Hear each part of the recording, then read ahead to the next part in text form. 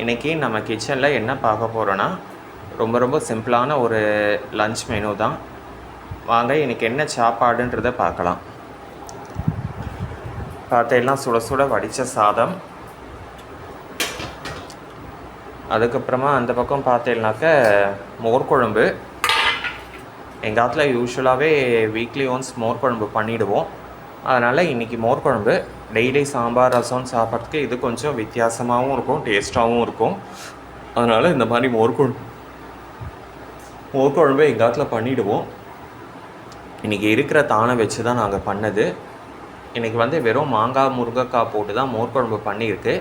மோர் குழம்பு இந்த தானில் தான் பண்ணணும்னு கிடையாது. பூசணிக்காய், அவரைக்காய், குடமிளகா, கேரட்டு, வெள்ளை பூசணிக்காய், மஞ்சள் பூசணிக்காய், முருங்கைக்காய், மாங்காய், இப்படி எதில் வேணாலும் மோர் குழம்பு பண்ணலாம்.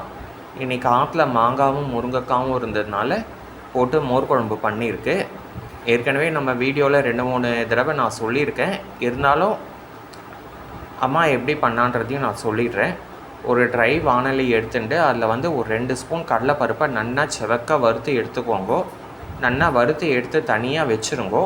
வச்சுன்ட்டு மிக்சி ஜாரில் போட்டுன்ட்டு அதே மிக்சி ஜாரில் ஒரு அரை மூடி தேங்காய், காரத்துக்கு ஒரு 5 பச்சை மிளகா, கூடவே கருவேப்பிலை ஒரு துளி, அதுக்கப்புறமா மோர் குழம்பு நல்லா கிணத்துண்டு வரணுன்றதுக்காக ஒரு நம்ம சாத்துக்கு ஊற வச்சுருக்கோம் இல்லையா, அந்த அரிசியிலேருந்து சும்மா ஒரு துளி, ஒரு 2 ஸ்பூன் அரிசி.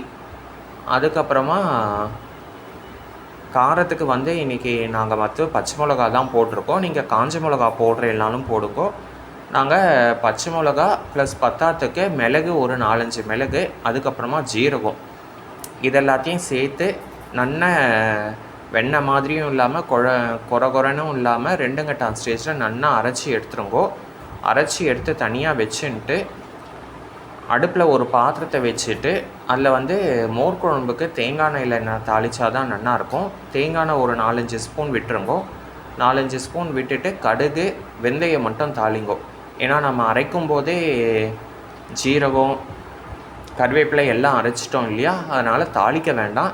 இல்லை உங்களுக்கு தாளிச்சா தான் பிடிக்கும்னா நீங்கள் தாளிங்கோ. ஏன்னா ஆற்றுல குழந்தைகள், பெரியவா எல்லோரும் இருந்தானாக்கா அவளுக்கு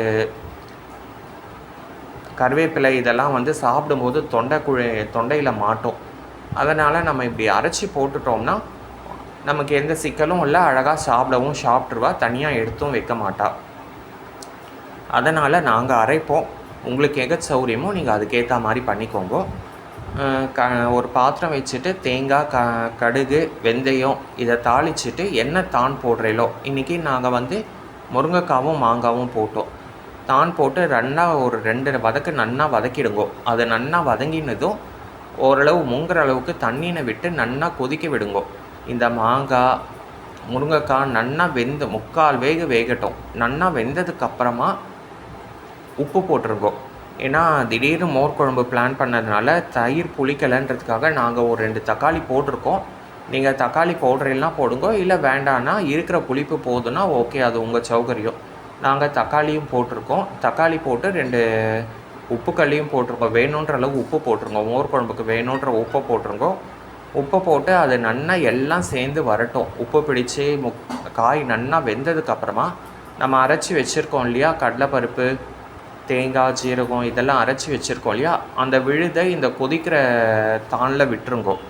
நல்லா விட்டு அது பச்சை வாசனை போகிற வரைக்கும் வெயிட் பண்ணுங்கோ. ஏன்னா விட்டதுக்கப்புறமா அடிப்பிடிக்கும். அடிப்பிடிக்காமல் இருக்கிறதுக்கு மேலாக தேங்காய் எண்ணெய் கொட்டின்ண்டே வந்தெல்லாம் கரெக்டாக இருக்கும். உங்களுக்கு தேங்காய் எண்ணெய் கொட்டின்ண்டே நல்லா கிளறி கொடுங்கோ. அடிப்பிடிக்காத அளவுக்கு நல்லா கிளறி கொடுத்து பச்சை வாசனை போனதுக்கப்புறமா எடுத்து வச்சுருக்க தயிரை விட்டு நல்லா பொங்கி வர வரைக்கும் விடுங்கோ. நல்லா பொங்கி வர ஸ்டேஜில் ஸ்டவ் அணைச்சிட்டு பெருங்காயம் மேலாக தேங்காய் எண்ணெய் விட்டு மூடி வச்சுருங்கோ. மூடி வச்செல்லாம் சாப்பிடும்போது திறந்தெல்லாம் நல்ல கமகமகமன் வாசனையாக இருக்கும். ஸோ இங்கேயே வாசனையாக தான் இருக்குது நல்லா.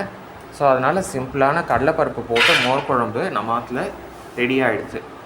இன்றைக்கி மோர் குழம்புக்கு தொட்டுக்கிறதுக்கு பீன்ஸ் பருப்பூசலி தான் போட்டிருக்கு. கடலைப்பருப்பு போட்டு பருப்பூசலி, பருப்பூசலி எல்லாருக்குமே தெரிஞ்சது தான்.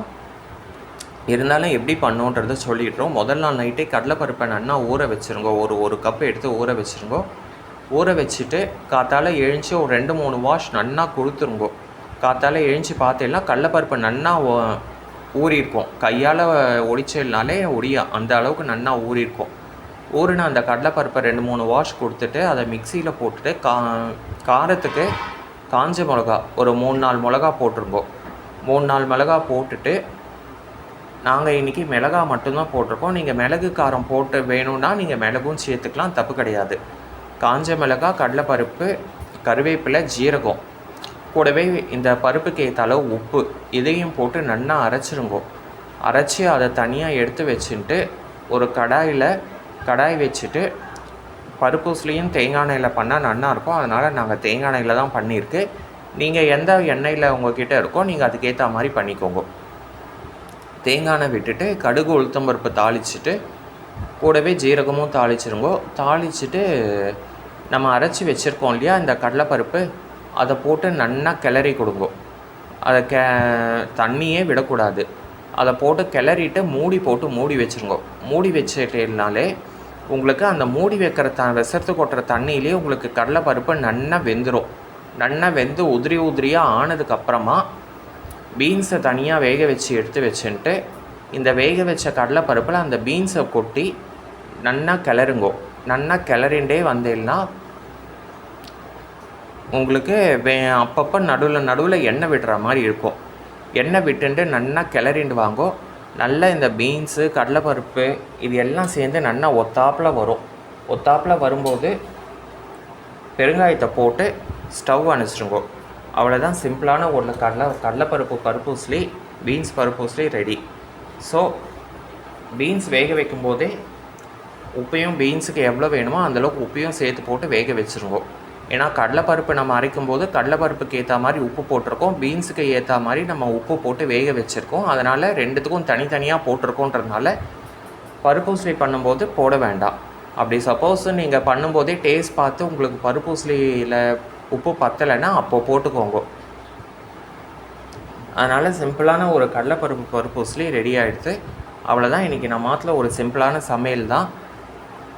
இது வரைக்கும் மோர் குழம்பு இந்த மாதிரி கடலைப்பருப்பு ட்ரை பண்ணலைன்னா ட்ரை பண்ணி பாருங்க.